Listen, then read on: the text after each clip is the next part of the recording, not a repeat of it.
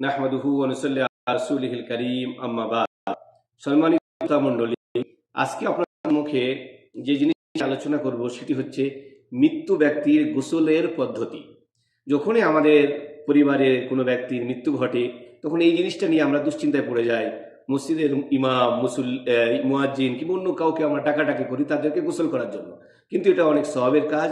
এর পদ্ধতিটা আমাদের অবশ্যই জানা থাকা দরকার। জানা থাকলে আমরা বিশেষ করে মৃত্যু ব্যক্তি যারা নিকট আত্মীয়, তার সন্তান, তার বাড়ির পরিবারের কেউ, তারাই গোসল দিয়ে দেবে। এটাই হচ্ছে উত্তম তরিকা, এটাই হচ্ছে উত্তম পদ্ধতি।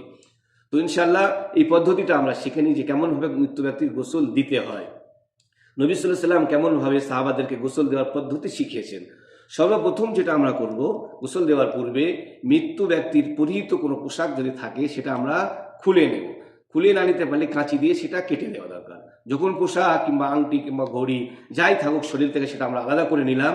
এরপরে আমরা মৃত্যু ব্যক্তির ইস্তেঞ্জা করাবো। ইস্তেঞ্জা করার পদ্ধতি হচ্ছে এটাই যে ব্যক্তি ইস্তেঞ্জা করাবে সে হাতে একটা কাপড় জড়িয়ে নিবে।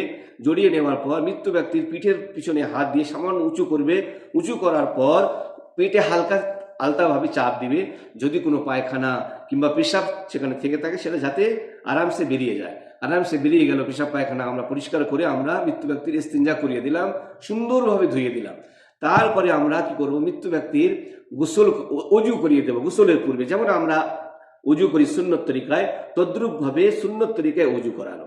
সর্বপ্রথম 2 হাত ধোয়া, তারপরে কুলির ক্ষেত্রে ভিজে তুলো কিংবা কাপড় ব্যবহার করে ঠোঁটের উপরে ফিরিয়ে নেওয়া, নাকের উপরে এইভাবে ফিরিয়ে নেওয়া। এইভাবে সুন্দরভাবে মুখমণ্ডল, ফের হাত ধৌত করার পরে, পা ধৌত করার পরে যখন অজু সম্পূর্ণ হয়ে গেল, এরপরে আমরা গোসলের জন্য পানি নিব। যে পানিটাই আমরা, নবী সাল্লাল্লাহু আলাইহি ওয়াসাল্লাম বলছেন, ওই পানিতে বরুই কিংবা কুলের পাতা, যেটা বরুই কোনো কোনো এলাকায় সেটা কুলের পাতা বলা হয়, 7টা কিংবা 5টা কুলের পাতা একটা গরম পানিতে ফুটিয়ে সেই পানিটা 2 কিংবা 3 বালতি, যেটা আমরা গোসলের জন্য ব্যবহার করব, সেখানে ঢেলে দিলাম। তারপরে আমরা সাবানও ব্যবহার করতে পারি সুন্দরভাবে মৃত্যু ব্যক্তির গায়ে, সেটা আমরা ঢেলবো। কিন্তু ঢেলার পদ্ধতি হচ্ছে ডান সাইড থেকে শুরু করতে হবে।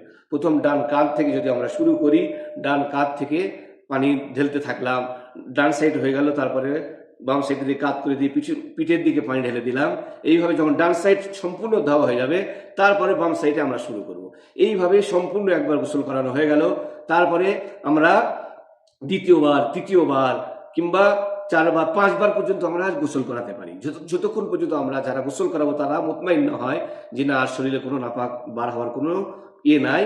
তো একাধিকবার গোসল দেওয়ার কথা হাদিসের মধ্যে এসছে, কিন্তু নবী সাল্লাল্লাহু আলাইহি ওয়াসাল্লাম শেষের গোসলের ক্ষেত্রে কাপুরের পানি ব্যবহার করা বলছে। কর্পূরের পানিতে কর্পূর ঢেলে দিয়ে সেই পানিটা দিয়ে লাস্টবার গোসল করিয়ে দেওয়া।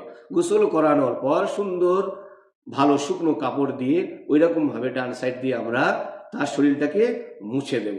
তো এইটাই হচ্ছে গোসল দেওয়ার পদ্ধতি, অর্থাৎ ডান সাইড থেকে শুরু করা। এটা আমরা করতে পারি যে প্রথম ডান সাইডে পুরো শেষ করে দিলাম, তারপর ফের বাম সাইডে আমরা শুরু করলাম। এইভাবে 3 বার কিংবা 5 বার আমরা গোসল করাবো। গোসল যারা করাবে তাদের জন্য একটা আমানত হচ্ছে, অনেক সময় দেখা যায় মৃত্যুর পরে মানুষের চেহারার মধ্যে কোনো বিকৃতি ঘটতে পারে, কারো মুখমণ্ডল খুব উজ্জ্বল জলজল করতে পারে, নুরানি চেহারা তার দেখা যেতে পারে। তো ভালো কিংবা মন্দ যে জিনিসটাই তারা দেখবে সেটা তাদের মধ্যে আমানত রাখবে, সেটা কাউকে তারা বর্ণনা করবে না। এটা হাদিসের মধ্যে নিষেধ এসেছে। আর একটা যে জিনিস যেটা আমাদের জানা দরকার সেটা হচ্ছে, যারা গোসল করবে তাদের জন্য গোসল ওয়াজিব নয়। অনেকে মনে করে মৃত্যু ব্যক্তির গোসল দিলে তার প্রতিও গোসল ওয়াজিব হয়ে যায়। নয়, গোসল ওয়াজিব হয় না। আপনার হাতে কিংবা পায়ে যদি মৃত্যু ব্যক্তির কোনো ইট লেগে থাকে সেগুলো আপনি ধুয়ে দিতে পারেন। এটাই হচ্ছে, ধুয়ে আপনি জানাজায় শরীক হতে পারেন, আপনার জন্য গোসল ওয়াজিব না। এটা আমাদের অবশ্যই জানা দরকার। এই যে সুন্দর একটা সংক্ষিপ্ত আপনাদের পদ্ধতি বর্ণনা করলাম, যদি আমরা এটা ভালো করে শুনি এবং তার প্রতি আমল করি, ইনশাআল্লাহ প্রত্যেকে আমরা এই কাজের জন্য নিজেদের আগ্রহ পেশ করতে পারবো। আল্লাহর কাছে দোয়া করি আল্লাহ রাব্বুল আলামিন আমাদের প্রত্যেককে নিজ আত্মীয়ের গোসল দেওয়ার তৌফিক দান করুক এবং অশেষ সওয়াবের অধিকারী হওয়ার তৌফিক দান করুক। ওমা তৌফিকি ইল্লা বিল্লাহ।